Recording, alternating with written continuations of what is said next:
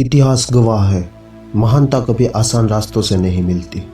और जब बात आती है महान योद्धा की, तो एक नाम हमेशा सबसे ऊपर होता है, अर्जुन। लेकिन ये कहानी उसकी जीत की नहीं, उसके संघर्ष की है। हस्तिनापुर के महल में एक छोटा सा लड़का खड़ा था, नाम अर्जुन।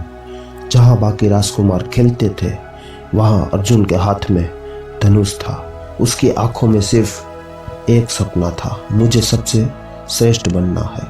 गुरु द्रोणाचार्य ने एक दिन सभी शिष्यों को बुलाया। पेड़ पर एक पक्षी बैठा था। उन्होंने पूछा, तुम्हें क्या दिख रहा है? सबने कहा, पेड़, पत्ते और आसमान। लेकिन अर्जुन ने कहा, मुझे सिर्फ पक्षी की आंख दिख रही है। और उसी क्षण द्रोणाचार्य समझ गए, ये लड़का साधारण नहीं है। अर्जुन ने दिन रात एक कर दिए। जब सब सोते थे, वो अंधेरे में भी अभ्यास करता था। कहते हैं, एक बार जब दीपक बुझ गया, तब भी अर्जुन का हाथ नहीं रुका। उसे समझ आ गया, जब तक लक्ष्य दिख रहा है, रोशनी की जरूरत नहीं। समय बदला और आया महाभारत का युद्ध।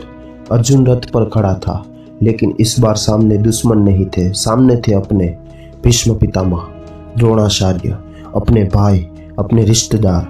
उसका दिल कांप गया, उसके गांडीव नीचे गिर गया और कहा, मैं ये युद्ध नहीं लड़ सकता। तभी उसके सारथी श्री कृष्ण बोले, हे अर्जुन, ये युद्ध सिर्फ शरीर का नहीं है, ये धर्म और अधर्म के बीच है। उन्होंने अर्जुन को समझाया, तुम्हारा अधिकार सिर्फ कर्म पर है, फल पर नहीं। अर्जुन के अंदर की कमजोरी को तोड़ दिया और उसी पल एक भ्रमित इंसान से एक अड़िंग योद्धा जन्मा। अर्जुन ने फिर से गांडीव उठाया। अब उसके हाथ में डर नहीं था, सिर्फ कर्तव्य था। हर तीर के साथ वो अपने डर को हराता गया और अंत में धर्म की जीत हुई। अर्जुन महान इसलिए नहीं बना क्योंकि वो सबसे ताकतवर था, वो महान बना क्योंकि उसने अपने डर, अपने भ्रम और अपने हालात से लड़ना सीखा। संघर्ष ही वो रास्ता है जो एक साधारण इंसान को असाधारण बना